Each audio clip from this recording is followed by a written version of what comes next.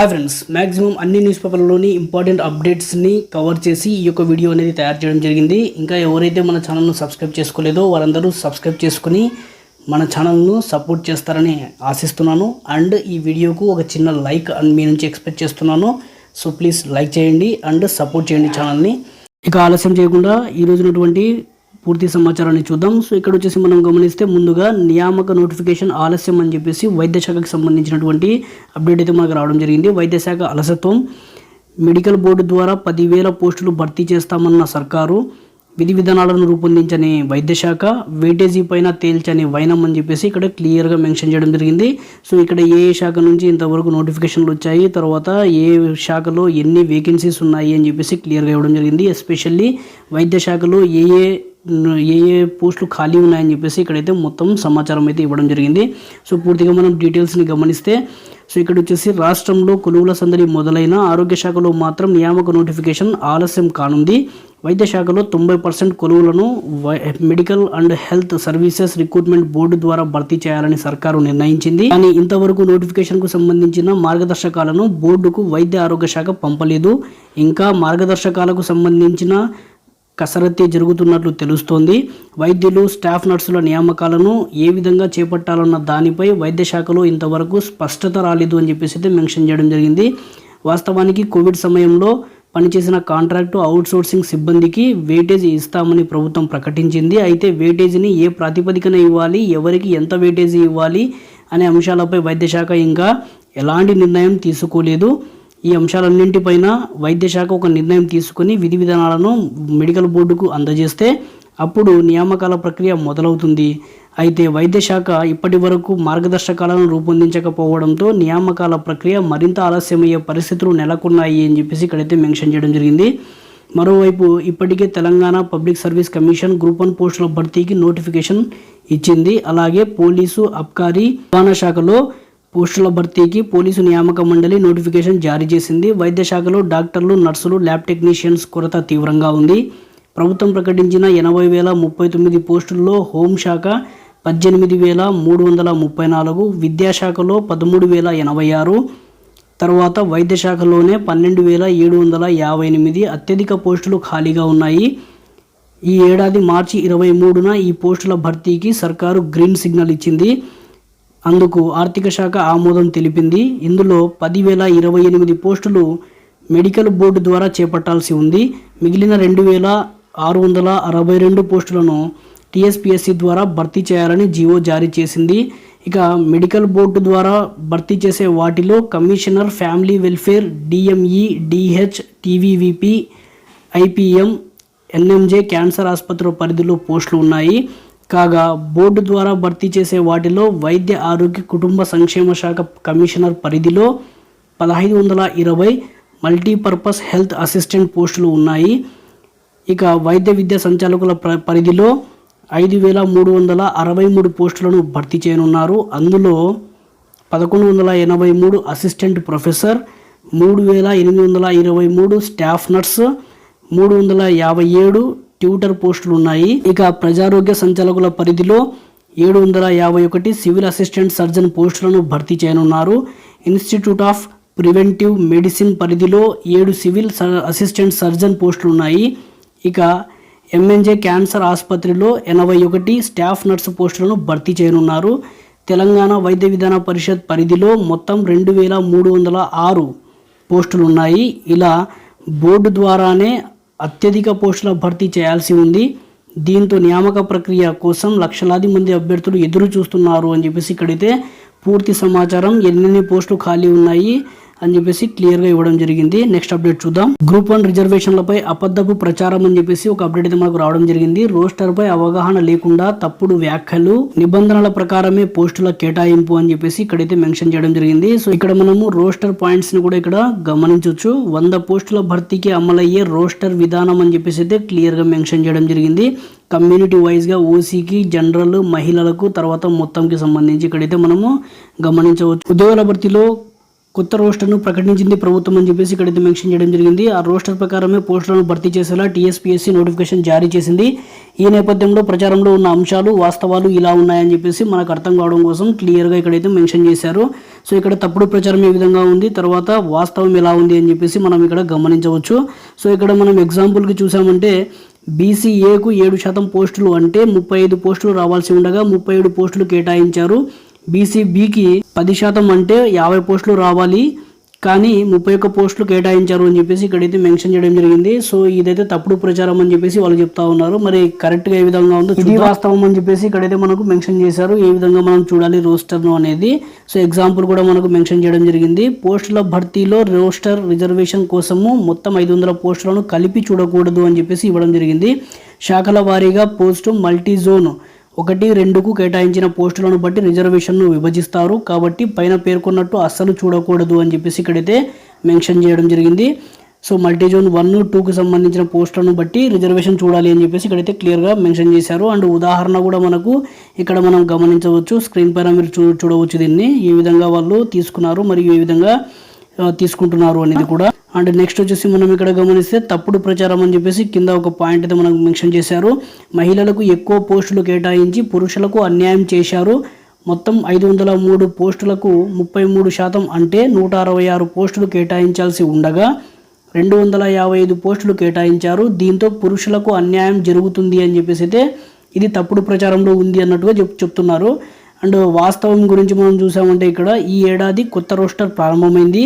State and subordinate rules ప్రకారము ప్రతి శాఖలో మొదటి పోస్టును ఓసీ మహిళ, రెండో పోస్టు ఎస్సీ మహిళ, మూడో పోస్టు ఓసీ, నాలుగో పోస్టు బీసీఏ మహిళ, 5వ పోస్టు ఓసీ, 6వ పోస్టు వికలాంగ మహిళ ఇలా రోస్టర్ను కేటాయించారు.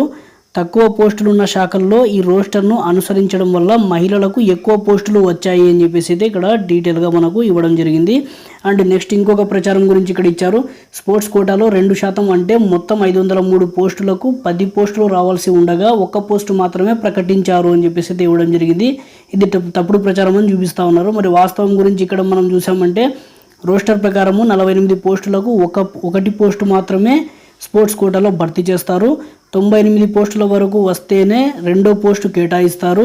ఆ లోపు పోస్టులున్న శాఖల్లో స్పోర్ట్స్ కోటా ఉండదు అని చెప్పేసి అయితే ఇక్కడ మెన్షన్ చేయడం జరిగింది. సో ఇక్కడ మనం గమనిస్తే ఈ యొక్క స్పోర్ట్స్ కోటాలో 1 పోస్టు మాత్రమే రావడానికి గల రీజన్ అనేది ఎగ్జాంపుల్గా మనకి ఇవ్వడం జరిగింది. మనం ఇక్కడ గమనిస్తే మల్టీ జోన్ 1లో ఎంపీడీఓ 72 పోస్టులు ఉంటే 48 రోస్టర్లో స్పోర్ట్స్ కోటాలో 1 పోస్టును కేటాయించారు. అదే మల్టీ జోన్ 2లో మొత్తము పోస్టులు 49 పోస్టులు ఉండగా బ్యాక్లాగ్ 5 పోస్టులు ఉండడంతో వాటిని మినహాయించడం వల్ల 44 పోస్టులే అయ్యాయి అని చెప్పేసి అయితే మెన్షన్ చేయడం జరిగింది. 48 పోస్టులు ఉంటే 5 క్యారీ ఫార్వర్డ్ పోస్టులు బ్యాక్లాగ్ పోస్టులను తీసేస్తే 44 వచ్చాయి ఇక్కడ. దీంతో స్పోర్ట్స్ కోటా వరకు రాకుండానే రోస్టర్ ముగిసింది అని చెప్పేసి అయితే మెన్షన్ చేయడం జరిగింది. మిగతా ఏ శాఖల్లో మల్టీ జోన్ 1 జోన్ 2లో 48 పోస్టులు లేకపోవడంతో 503 పోస్టుల్లో ఒకటే స్పోర్ట్స్ కోటాలో వచ్చింది అని చెప్పేసి 1 పోస్టు మాత్రమే ఎందుకు వచ్చింది అని చెప్పడానికి ఇక్కడ రీజన్స్ అన్ని ఇక్కడ చెప్పడం జరిగింది. సో ఈ విధంగా స్పోర్ట్స్ కోటాలో 1 పోస్ట్ మాత్రమే వచ్చిందని చెప్పేసి అయితే మనకు మెన్షన్ చేయడం జరిగింది.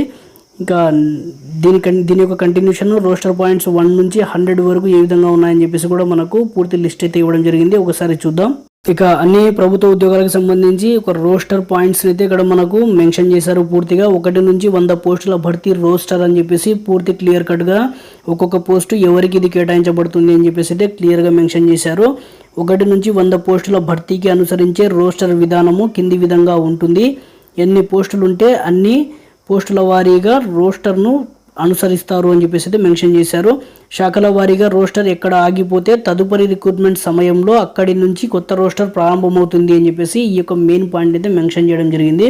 సో ఇక్కడ మనము పూర్తిగా గమనించవచ్చు ఏ రోస్టర్ ఏ పోస్టు ఎవరికి కేటాయించడం జరిగింది అని చెప్పేసి ఇక్కడ క్లియర్గా మనకు మెన్షన్ చేయడం జరిగింది. స్క్రీన్ మీద మీరు గమనించవచ్చు. గ్రూప్ 1కు అకాడమీ పుస్తకాలు అని చెప్పేసి ఒక అప్డేట్ అయితే మనం గమనించవచ్చు. 2 వారాలలో స్టడీ మెటీరియల్ సిద్ధం. అన్ని ఉద్యోగ పరీక్షలకు దశల వారీగా పుస్తకాలు. పేపర్ కొరత, ధర పెరగడంతో కొంత ఆలస్యం అని చెప్పేసి అయితే ఇక్కడ మెన్షన్ చేయడం జరిగింది. సో పూర్తిగా ఇక్కడ ఉన్న ఇంపార్టెంట్ ఇన్ఫర్మేషన్ని గమనిస్తే మనము ఉద్యోగార్థుల అవసరాలను దృష్టిలో పెట్టుకుని 2 వారాలలో స్టడీ మెటీరియల్ను అందుబాటులోకి తీసుకురావడానికి అన్ని చర్యలు తీసుకుంటున్నట్టు అకాడమీ డైరెక్టర్ దేవసేన తెలిపారు అని చెప్పేసి అయితే ఇక్కడ మెన్షన్ చేయడం జరిగింది. సో పూర్తిగా దశల వారీగా అయితే ప్రతి ఒక్కదానికి ఇక్కడ పుస్తకాలను అయితే రెడీ చేస్తామని చెప్పేసి ఇక్కడ చెప్తున్నారు. అండ్ నెక్స్ట్ వచ్చేసి ఏంటి అంటే 2 వారాల్లో పూర్తిగా మెటీరియల్ అనేది సిద్ధం చేస్తామని చెప్పేసి చెప్పారు. అండ్ నెక్స్ట్ వచ్చేసి ఇది లేట్ కావడానికి గల రీజన్ కూడా ఇక్కడ చెప్పడం జరిగింది. పేపర్ అనేది కొరత ఉంది, ఆ పేపర్ కొరత ప్లస్ ధర కూడా పెరగడంతో కొంత ఆలస్యమైంది అన్నట్టుగా చెప్తా ఉన్నారు. నెక్స్ట్ అప్డేట్ చూద్దాం. గ్రూప్ 1కి సంబంధించి మరొక అప్డేట్ అయితే మనకు రావడం జరిగింది. ఎంచుకున్న భాషలోనే గ్రూప్ 1 మెయిన్స్ అని చెప్పేసి మెన్షన్ చేశారు. ఒకే పేపర్ 2 భాషల్లో రాస్తే అనర్హత వేటు అని చెప్పేసి చెప్పడం జరిగింది. సింగిల్ పేపర్ని 2 లాంగ్వేజెస్లో రాయకూడదు అని చెప్పేసి అయితే క్లియర్గా చెప్పారు. ఇక్కడ వచ్చేసి డీటెయిల్స్ని గమనిస్తే గ్రూప్ 1 మెయిన్స్ సమాధానాలను సగం ఒక భాషలో మరో సగం ఇంకో భాషలో రాస్తే ఆ పేపర్ను మూల్యాంకనం కోసం పరిగణలోకి తీసుకోరు అని చెప్పేసి ఇక్కడైతే మెన్షన్ చేశారు. మెయిన్స్ కోసం అభ్యర్థి భాషను ఎంచుకుంటాడో ఆ భాషలోనే సమాధానాలు రాయాల్సి ఉంటుంది. ఇటీవలే 503 పోస్టులతో విడుదలైన గ్రూప్ 1కు సంబంధించిన మెయిన్స్ పరీక్షలు నవంబర్ లేదా డిసెంబర్లో నిర్వహించే అవకాశం ఉన్నది. ఈసారి గ్రూప్ 1ను ఇంగ్లీష్, తెలుగు, ఉర్దూ భాషల్లో రాసుకునేందుకు అవకాశం ఇచ్చారు. ఈ నేపథ్యంలో పలు జాగ్రత్తలు అవసరమని అధికారులు సూచిస్తున్నారు. దరఖాస్తు చేసేటప్పుడే ఏ భాషలో రాయాలనుకుంటున్నారో పేర్కొనాలి. తెలుగు ఆప్షన్ ఎంచుకున్న వారు తెలుగులో మాత్రమే మెయిన్స్ పరీక్ష రాయాలి. సగం ఇంగ్లీషు మరో సగం తెలుగులో రాయకూడదు. మెయిన్స్లో 6 పేపర్లు ఉండగా అన్నింటికీ అభ్యర్థులు హాజరవ్వాలి. ఏ ఒక్క పరీక్షకు హాజరు కాకపోయినా అర్హత కోల్పోయినట్టేనని అధికారులు తెలిపారు అని చెప్పేసి అయితే ఇక్కడ మెన్షన్ చేశారు. నెక్స్ట్ అప్డేట్ చూద్దాం. ఇక టెట్కు సంబంధించి ఒక అప్డేట్ అయితే మనకు రావడం జరిగింది. 10 భాషల్లో టెట్ అని చెప్పేసి మెన్షన్ చేశారు. మ్యాథ్స్ అండ్ సైన్స్కు 1,49,310 మంది అప్లై అని చెప్పేసి ఇవ్వడం జరిగింది. సో మెయిన్గా 2 పాయింట్స్ ఇక్కడ మెన్షన్ చేశారు. సోషల్ స్టడీస్కు 1,28,574 దరఖాస్తులు అని చెప్పేసి ఇవ్వడం జరిగింది. పేపర్ 2 కోసం 2,77,884 అప్లికేషన్లు అని చెప్పేసి ఇవ్వడం జరిగింది. సో ఇక్కడ వచ్చేసి వచ్చిన అప్లికేషన్లు అని చెప్పేసి సైడ్కి ఒక బాక్స్లో మనకు మెన్షన్ చేయడం జరిగింది. 2017లో ఎన్ని అప్లికేషన్లు వచ్చాయి, తర్వాత 2022లో ఎన్ని అప్లికేషన్లు వచ్చాయని చెప్పేసి ఇక్కడ కంపారిజన్ అనేది ఇవ్వడం జరిగింది. సో మనం గమనించవచ్చు దాదాపుగా అయితే మనకు కాంపిటీషన్ అనేది హెవీగానే ఉందని చెప్పుకోవచ్చు ఈ యొక్క సంఖ్యలతో. సో ఇక్కడ మనకు మెయిన్గా మనం చూసామంటే డీటెయిల్స్లో జూన్ 12న జరిగే టెట్ పరీక్షకు 6,29,352 అప్లికేషన్లు వచ్చాయి. దీంతో పేపర్ 1 కోసం 3,51,468, పేపర్ 2 కోసం 2,77,884 దరఖాస్తులు అందాయి అని చెప్పేసి ఇవ్వడం జరిగింది. మరి పేపర్ 2లో వచ్చేసి మ్యాథమెటిక్స్ అండ్ సైన్స్ సబ్జెక్టుకు చెందిన అభ్యర్థులు 1,49,310 మంది అని చెప్పేసి ఇవ్వడం జరిగింది. సోషల్ స్టడీస్ లాంగ్వేజ్ పండిట్ కేటగిరీలో వచ్చేసి 1,28,574 మంది అప్లై చేసినట్టుగా ఇక్కడైతే ఇన్ఫర్మేషన్ పబ్లిష్ కావడం జరిగింది. ఇక ఇదైతే మనకు తెలిసిన విషయమే. 1,500కు పైగా సెంటర్లను గుర్తించారు అని చెప్పేసి ఇదైతే మనకు ఓల్డ్ న్యూసే. తర్వాత ఇక్కడ మనము అప్డేట్ని మనం గమనిస్తే పలు భాషల్లో పరీక్షల నిర్వహణ అని చెప్పేసి ఇవ్వడం జరిగింది. సో ఇక్కడ మనం చూడవచ్చు ఈసారి టెట్ను 10 భాషల్లో నిర్వహిస్తున్నారు. అభ్యర్థులకు బైలింగ్వల్ క్వశ్చన్ పేపర్లు ఇవ్వనున్నారు అని చెప్పేసి మెన్షన్ చేయడం జరిగింది. 2 లాంగ్వేజెస్లో ఉంటాయి క్వశ్చన్ పేపర్ అనేది. అంటే ఒక పేపర్లో తెలుగు లేదా ఇంగ్లీష్ అని ఉండొచ్చు, లేదంటే తెలుగు లేదా సంస్కృతం ఉంటుంది, లేదంటే ఇంగ్లీషు లేదా ఉర్దూ. సో ఈ విధంగా ఉంటుంది అని చెప్పేసి మెన్షన్ చేయడం జరిగింది. ఇలా 2 లాంగ్వేజ్ల్లో క్వశ్చన్లు ఉంటాయి. ఇంగ్లీషు, హిందీ, ఉర్దూ, బెంగాలీ, గుజరాతీ, హిందీ, కన్నడ, మరాఠీ, తమిళం, తెలుగు, సంస్కృతం భాషల్లో టెట్ నిర్వహించనున్నారు అని చెప్పేసి టోటల్గా 10 లాంగ్వేజ్లు అయితే మనకు క్లియర్గా మెన్షన్ చేశారు. తెలుగు లేదా ఇంగ్లీష్లో అత్యధికంగా 5,71,986 మంది రాయనుండగా దీంట్లో పేపర్ 1లో 3,26,288 మంది, పేపర్ 2లో 2,45,698 మంది ఉన్నారు అని చెప్పేసి అయితే మెన్షన్ చేశారు. మరియు ఇంగ్లీషు లేదా హిందీలో మొత్తం వచ్చేసి 31,058 మంది, ఇంగ్లీషు లేదా ఉర్దూలో వచ్చేసి 25,108 మంది రాయనున్నారు. బెంగాలీ లేదా ఇంగ్లీష్లో 13 మంది, గుజరాతీ లేదా మరాఠీలో 2, కన్నడ లేదా ఇంగ్లీష్లో 617, ఇంగ్లీష్ లేదా మరాఠీలో వచ్చేసి 416 మంది, ఇంగ్లీష్ లేదా తమిళ్లో 54 మంది, తెలుగు లేదా సంస్కృతంలో 98 మంది రాయనున్నారు. దీనికి సంబంధించిన పేపర్ల తయారీ ప్రక్రియ కొనసాగుతుంది అని చెప్పేసి ఇక్కడ పూర్తి సమాచారం అయితే ఈ యొక్క లాంగ్వేజెస్కి సంబంధించి ఇవ్వడం జరిగింది. నెక్స్ట్ అప్డేట్ చూద్దాం. ఇక గ్రూప్ 1 రోస్టర్ పాయింట్స్కి సంబంధించి ఈ మరొక అప్డేట్ అయితే మనం గమనించవచ్చు. ఈ స్పోర్ట్స్ కోటాకి సంబంధించిన న్యూస్ ఇది. గ్రూప్ 1 స్పోర్ట్స్ కోటాలో ఒక్క పోస్ట్ అని చెప్పేసి ఇవ్వడం జరిగింది. ఆల్రెడీ మనం డిస్కస్ చేసాం ముందే. సో ఇక్కడ వచ్చేసి కొత్త రోస్టర్ ప్రకారం కరెక్టే స్పష్టం చేసిన టీఎస్పీఎస్సీ అని చెప్పేసి. సో ఇక్కడ రోస్టర్ పాయింట్స్ ప్రకారమే మేము ఇచ్చాము అన్నట్టుగా ఇక్కడైతే మెన్షన్ చేయడం జరిగింది. డీటెయిల్స్ ఆల్రెడీ మనము డిస్కస్ చేయడం జరిగింది. నెక్స్ట్ న్యూస్ చూద్దాం. టీచర్ పోస్టులు భర్తీ చేయాలి అని చెప్పేసి ఒక అప్డేట్ అయితే మనం గమనించవచ్చు. స్పెషల్ డిఎస్సి ద్వారా ఐటీడీఏ పరిధిలోని స్కూళ్లలో ఖాళీగా ఉన్న టీచర్ పోస్టులను భర్తీ చేయాలని మండల ఆదివాసీ గిరిజన సంఘాల నాయకులు ఉట్నూర్ ఐటీడీఏ పీఓ అంకిత్కు వినతి పత్రం అందజేశారు అని చెప్పేసి ఇవ్వడం జరిగింది. కొమరం భీం లైబ్రరీ చైర్మన్ కనక యాదవరావు మాట్లాడుతూ ఏళ్ల తరబడి పెండింగ్లో ఉన్న బ్యాక్లాగ్ పోస్టులను భర్తీ చేయాలని కోరారు అని చెప్పేసి ఇవ్వడం జరిగింది. ప్రభుత్వానికి నివేదిక పంపి వెంటనే నోటిఫికేషన్ రిలీజ్ చేసేలా చూడాలి అని చెప్పేసి ఇక్కడైతే చెప్పారు. సో ఇది దీనికి సంబంధించిన అప్డేట్. నెక్స్ట్ అప్డేట్ చూద్దాం. నిరుద్యోగులకు సమాచారం ఏది అని చెప్పేసి ఒక అప్డేట్ అయితే మనకు రావడం జరిగింది. దశాబ్దం క్రితం జిల్లా ఉపాధి కార్యాలయాలు నిరుద్యోగులకు ఎంతో ఉపయోగపడేవి. డిగ్రీ లేదా పీజీ పూర్తయిన వారి పేర్లు నమోదు చేసుకుని సీనియారిటీ ప్రాతిపదికన ఉద్యోగ నియామకాలకు సంబంధించిన సమాచారాన్ని అందించేవి. క్రమేపీ ఆ సాంప్రదాయానికి కాలదోషం పట్టింది. దాన్ని పునరుద్ధరించి నిరుద్యోగులకు ప్రయోజనం కలిగేలా చర్యలు తీసుకోవాలి అని చెప్పేసి ఇక్కడైతే మెన్షన్ చేశారు. ఎంప్లాయ్మెంట్కి సంబంధించినటువంటి ఎంప్లాయ్మెంట్ ఆఫీస్ ఉంటుంది కదా, దానికి సంబంధించినటువంటి అప్డేట్ ఇది. నెక్స్ట్ చూద్దాం. ఇక ఈ అప్డేట్ వచ్చేసి మనకు వైద్య శాఖకి సంబంధించింది. ఇక్కడ మనం గమనించవచ్చు పొరుగు సేవలకు వెయిటేజీ అని చెప్పేసి అయితే ఇవ్వడం జరిగింది. కాంట్రాక్ట్ అండ్ అవుట్ సోర్సింగ్ వాళ్ళకు వెయిటేజీ ఇచ్చే దాని మీద ఇక్కడ న్యూస్ అయితే అప్డేట్ అయితే రావడం జరిగింది. ఇక్కడ మనం గమనించవచ్చు వైద్యులు సహా అందరికీ 30% అని చెప్పేసి ఇవ్వడం జరిగింది. భర్తీ మార్గదర్శకాలపై ప్రభుత్వానికి దసరం 10 రోజుల్లో ఉత్తర్వులు 50,000 మంది సిబ్బంది ప్రయోజనం పొందే అవకాశం అని చెప్పేసి ఇక్కడ మెన్షన్ చేశారు. సో పూర్తిగా ఇక్కడ వెయిటేజీ ఏ విధంగా ఇవ్వాలి అని చెప్పేసి పూర్తి ఇన్ఫర్మేషన్ అయితే ఉంది. దాని యొక్క కంటిన్యూషన్ ఇక్కడైతే మనం గమనించవచ్చు. సీనియారిటీ వెయిటేజీ 10% అని చెప్పేసి ఇవ్వడం జరిగింది.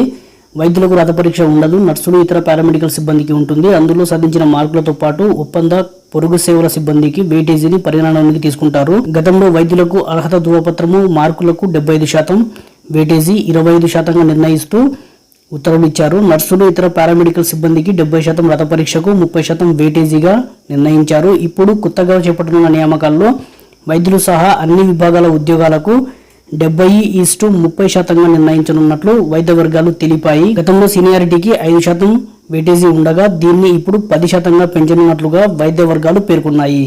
ఇలా ఏకరూప వెయిటేజీకి విధానాన్ని అమల్లోకి తీసుకురావడం వల్ల న్యాయపరమైన చిక్కులు అధిగమించవచ్చని వైద్య వర్గాలు భావిస్తున్నాయి అన్నట్టుగా ఇక్కడైతే వెయిటేజీకి సంబంధించినటువంటి క్లియర్ కట్ ఇన్ఫర్మేషన్ అయితే ఇవ్వడం జరిగింది.